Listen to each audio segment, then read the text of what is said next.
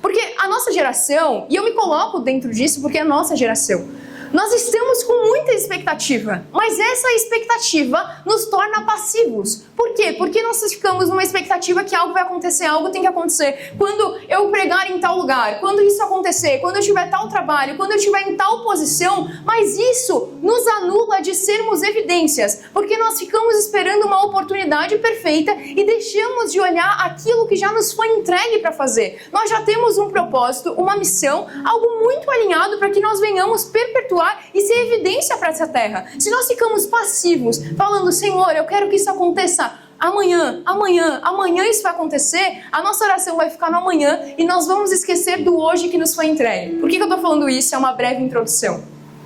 Porque se você olha a universidade apenas como um processo do Senhor na sua vida e algo que apenas vai fazer parte do que você vai viver e fazer, você deixa de olhar para a universidade como, desde já, a sua missão atual.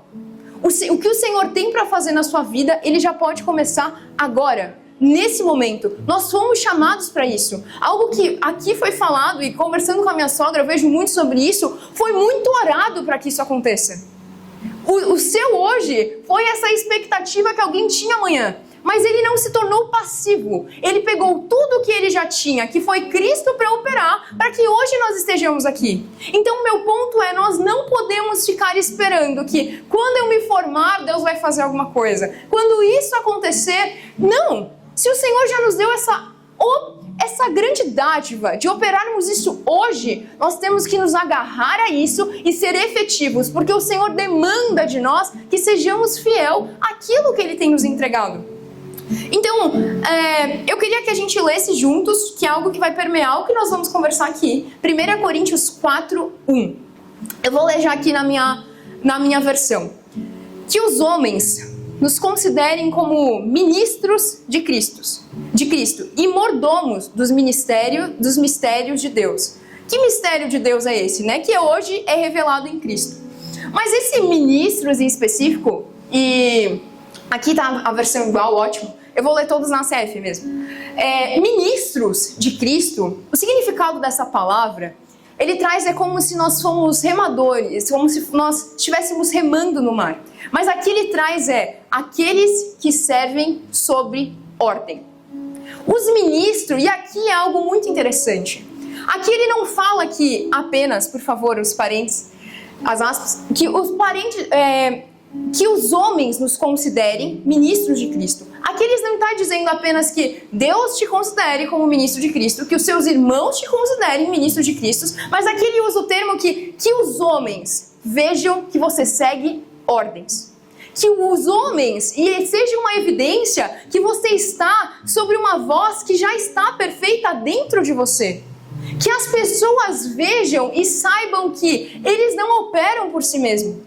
Eles têm uma voz que os direciona. E aqui o principal nós precisamos entender esse anseio do Espírito Santo dentro de nós, e nós, como o bom soldado e o bom atleta, que Paulo usa como exemplo, nós precisamos estar prontos e condicionados como um atleta que se condiciona todos os dias, e como um soldado que entende que ele não opera a partir de si mesmo, mas opera a partir de uma ordem que ele recebeu. Então, se nós estamos num navio e recebemos uma ordem muito evidente, nós só agimos a partir de uma ordem que nós recebemos, nós precisamos entender que nós não podemos operar a partir de nós mesmos. E essa não é uma voz distante que nos direciona, é uma voz perfeita que já está dentro de nós. O único possível de obedecer perfeitamente ao Pai é o seu próprio Filho. O único que perfeitamente evidencia o Pai é o seu próprio Filho. Porque Jesus Cristo, Ele mesmo disse, eu só faço o que vi o meu Pai fazendo. Ele é um reflexo daquilo que o Pai faz, e hoje nós conseguimos enxergar com clareza, para que assim como Ele foi submisso em tudo ao seu Pai, nós sejamos submissos em tudo ao Espírito, para que assim como Cristo foi a imagem perfeita do Pai, nós temos que ser a imagem perfeita do Filho. Não é uma questão de suposição, e não é uma imagem perfeita do Filho Aqui eu falando para vocês com o microfone na mão e acredito que todos nós partilhamos da mesma fé. Mas aqui 1 Coríntios fala que os homens vejam essa evidência que vocês não servem, não caminham, não andam por si mesmo.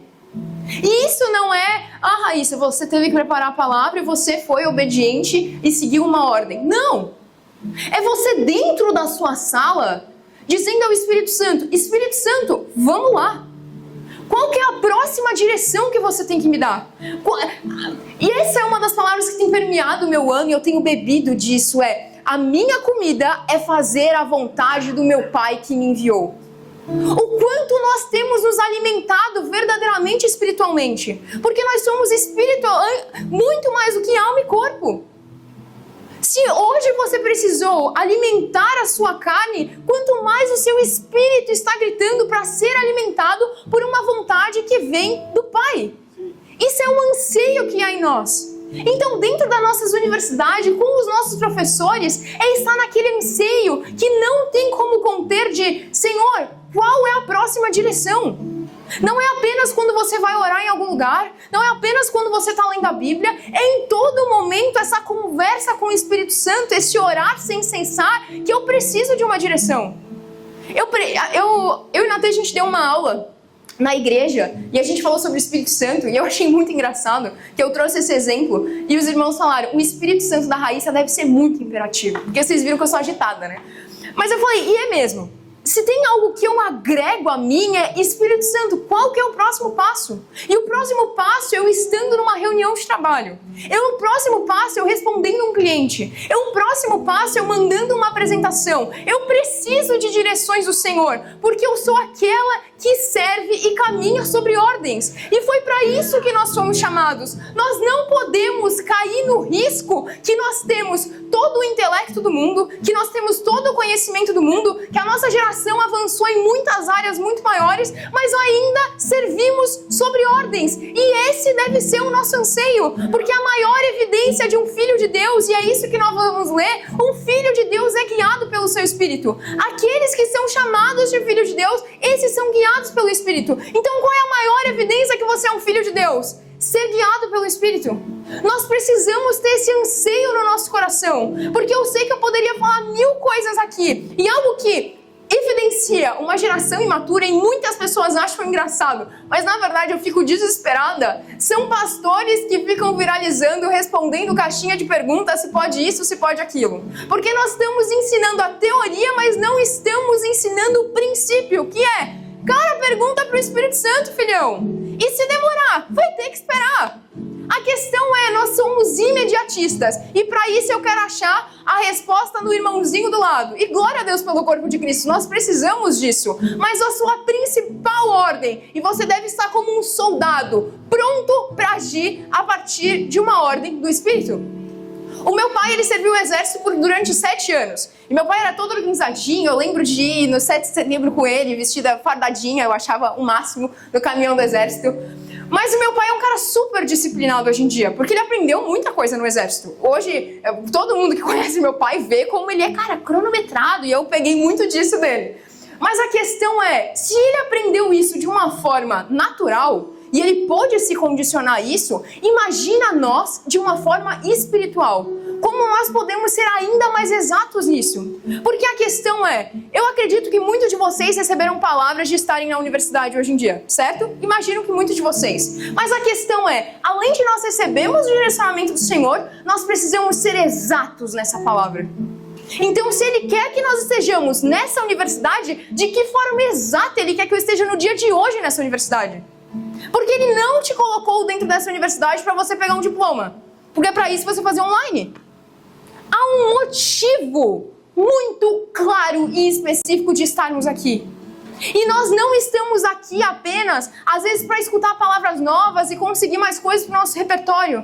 Nós estamos aqui por pessoas que não conhecem esse Pai que conhecemos. Nós estamos aqui porque nós desfrutamos de um amor e sabemos o que é ter uma identidade muito firmada. Nós sabemos que nos sentir amado, nós sabemos que ouvir o Espírito Santo. E quando a Bíblia fala que eles estavam mortos e seus delitos e pecados eram nós, E mortos significa mortos. Nós éramos uma poeira para Deus, mas hoje nós temos vida. E que vida que nós estamos compartilhando! Porque se somos bons soldados, devemos seguir ordens. E o Espírito Santo nos dá ordem. E nós precisamos estar atentos à voz perfeita que não está lá fora, está aqui dentro. O Espírito Santo nos chama para ser exato e trazer vida. E se nós temos vida, cadê essa vida compartilhada? Nós precisamos estar atentos ao que o Espírito Santo está nos levantando e nos convulsionando. Porque não vai ser com 1000 vídeos no YouTube que você vai assistir. Não é isso que vai te dar vida. O Senhor foi claro. Entra na porta, entra no teu quarto. Fecha a tua porta e ouve. E o Pai que te vê no secreto.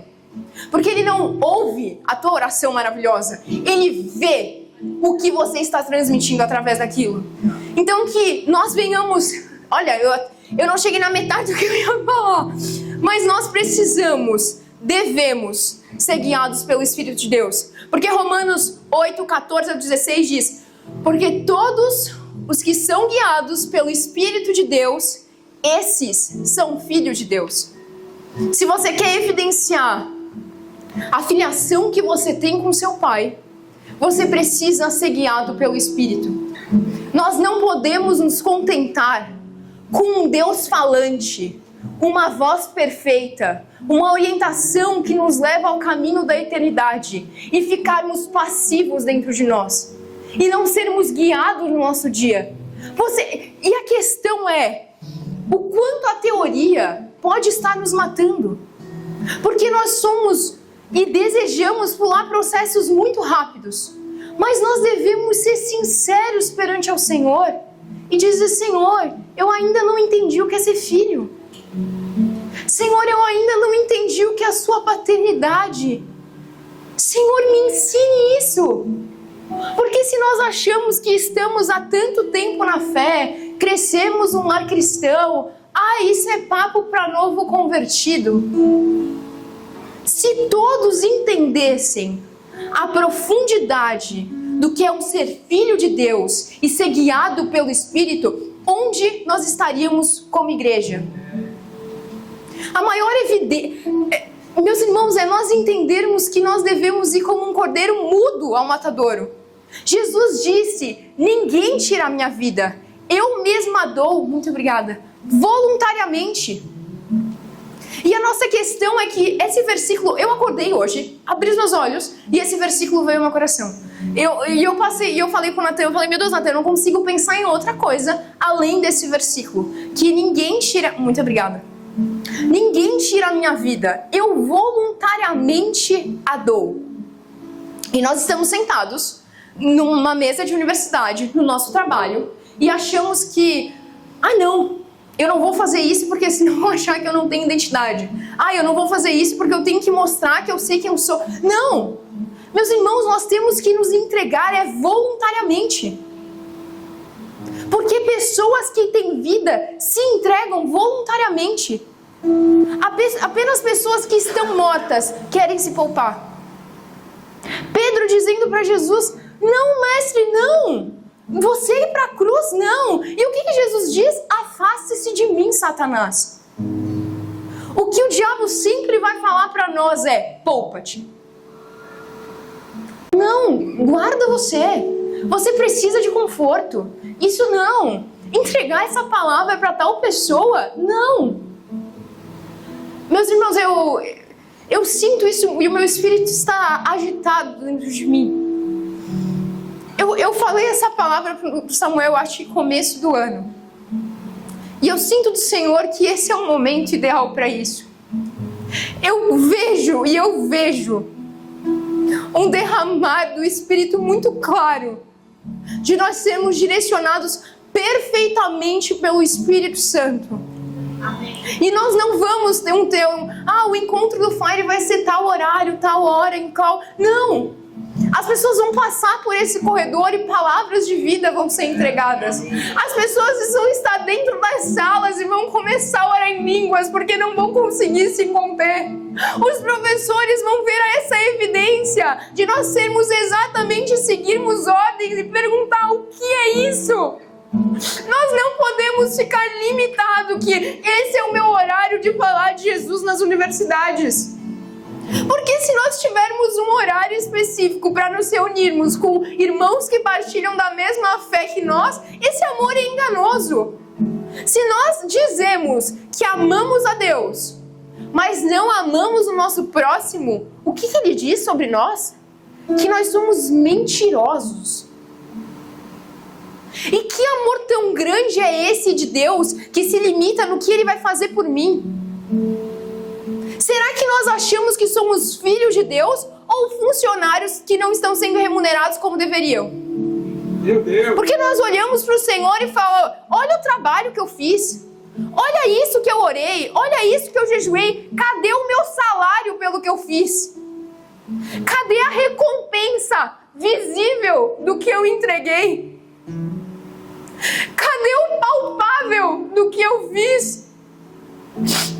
Isso mostra o quanto nós fazemos pelo Senhor a partir do visível e não a partir do eterno. Isso mostra o quanto nós não estamos vendo e contemplando verdadeiramente ao Senhor. Porque se nós não temos uma certeza e uma plena convicção daquilo que é o eterno, sabe o que começa a acontecer? Imaginação. Nós começamos a imaginar a partir daquilo que a gente não conhece. Porque tudo que você não conhece, você imagina. E sabe o que acontece? Deus ainda fica refém da imaginação que você criou na sua cabeça. Vamos fazer um teste. Eu queria que todos vocês fechassem os olhos agora. Rapidinho, não vai acontecer nada, ninguém vai levar um susto. 2 segundos. Eu quero que vocês imaginem agora um elefante roxo com azul, com 3 chifres, 5 bocas e 30 olhos. Ok. Agora, imaginem um elefante normal. Podem abrir os olhos. A probabilidade de vocês terem imaginado o primeiro elefante totalmente diferente um dos outros é enorme. Agora a chance do elefante normal vocês terem imaginado o mais semelhante possível é muito maior. O que isso diz a partir de tudo isso? Que o que nós não conhecemos, nós passamos a imaginar. E imaginar de uma forma individualista. Se nós imaginamos de forma individualista, esse pensamento não se torna forma na unidade. Porque se cada um aqui tem uma imagem diferente do que está imaginando sobre Deus, em que momento essa evidência de unidade todos quererão quando vocês forem um? Por isso as pessoas não creem. Porque nós não estamos dispostos a conhecer. Porque cada um está imaginando um Deus na sua cabeça e não se reúne juntos para saber o que é um elefante de verdade. Para nós realmente termos essa evidência do que é ser um. E além de ser um como igreja, é eu entender que eu sou um com o Pai. Porque olha a maneira que nós evangelizamos. Natan e Samuel, eu preciso de um auxílio rapidamente dos dois até aqui. Aqui em cima mesmo. A maneira que nós evangelizamos. Vamos lá. O Natan é Deus. Eu sou eu. E o Samuel é o cara que está desviadão. Olha como nós evangelizamos. Vamos de novo, que aí essa parte também vai ser importante. Eu sou eu, o Natan é ele e o Samuel é tu. Como nós chegamos para evangelizar? Ô tu, eu tenho que te falar que tu tem que conhecer ele. Porque se tu não conhecer ele, tu vai pro inferno. E eu fiz tudo direitinho. E aí agora eu tô com ele. E agora eu não vou mais pro inferno. Agora eu vou pro céu. E agora tu vai se ferrar, porque você vai pro inferno. Mas como nós deveríamos evangelizar? Agora, com a consciência que nós somos nós. Eu e Deus. O nós. O tu tá achando que é tu, mas ele não entende que ele é nós.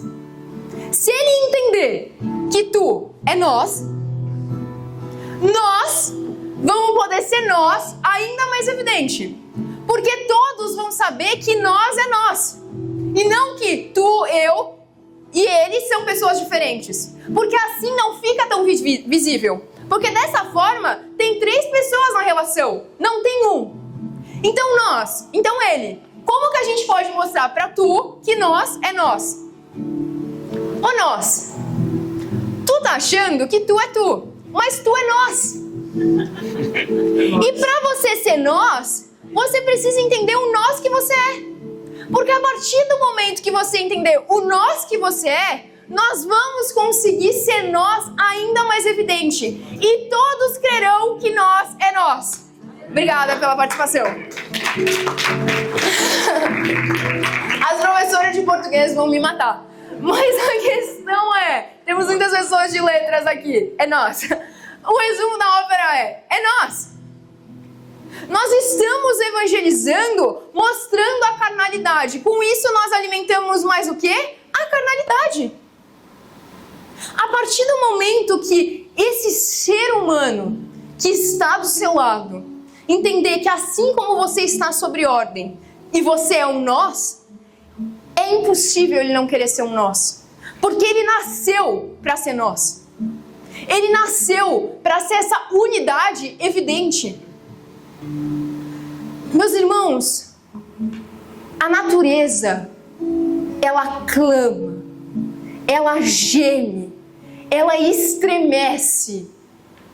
Não pelos servos mal remunerados que querem logo a sua recompensa. Meu Deus. Ela estremece pela manifestação dos filhos de Deus. Que entendem que tem uma voz perfeita. Se você acha que o irmão do teu lado, que o irmão que não sabe que é irmão do teu lado, não vai estar nem aí para o que você está falando, mal sabe você que ele está gemendo, que ele está padecendo, que ele está se incongruendo pela manifestação dos filhos de Deus e não da filha de Deus. Ele quer nos ver visivelmente, porque quando nós nos juntamos visivelmente, a porção de cada um tem de Cristo, esse Cristo fica mais evidente.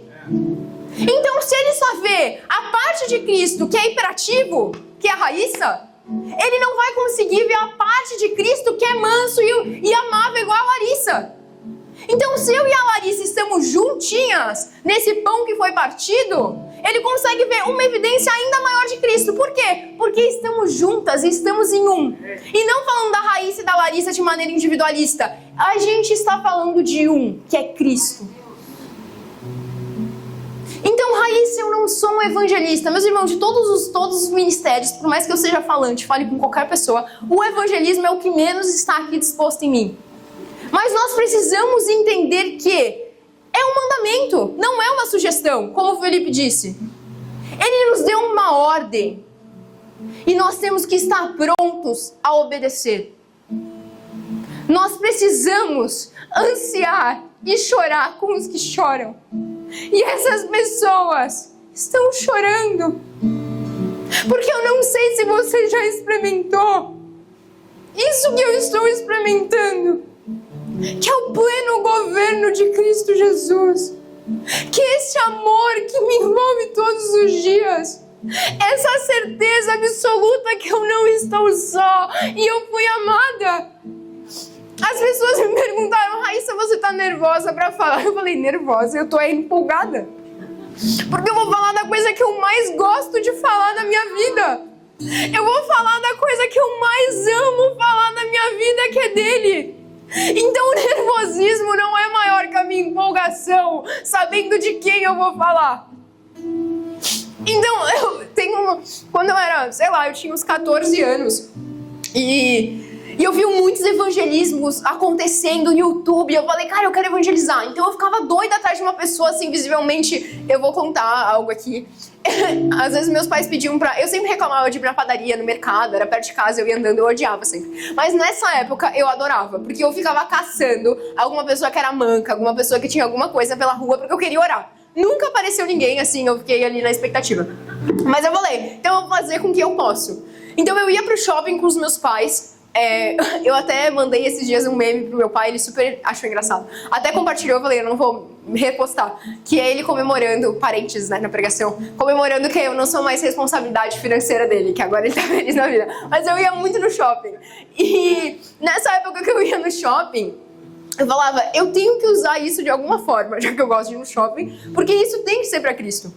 Então, eu acho que meus pais vão lembrar, eu ia na Cacau Show, comprava alguns chocolates e ia em funcionário que eu achava, entregando aquele chocolate e orando pelas pessoas, os funcionários do shopping. E eu fiz isso algumas vezes. Por quê? Porque esse amor não foi feito para ser contido. É um Deus que fez o universo. Você acha que ele fez um amor para caber em você? Não! Algo está clamando por você. E se os nossos esforços estão sendo colocados em algo que nós não fomos chamados para fazer, esse esforço é inútil perante o Senhor. Nós vamos achar que é para Ele, mas não é. Nós vamos achar que estamos ocupando lugar dentro das universidades, achando que é para o Senhor, e não é, porque nós estamos ali pelo nosso diploma e não pelo Senhor. Então eu não sei você, se você quer perder 4, 5 anos da sua vida, a sua vida inteira, nesse fantochezinho, achando que você sabe o que é ser filho, achando que o que você está fazendo é seguir para o Senhor, mas vale a gente cair na real hoje e dizer, Senhor, me ensina. Amém. Senhor, me instrui.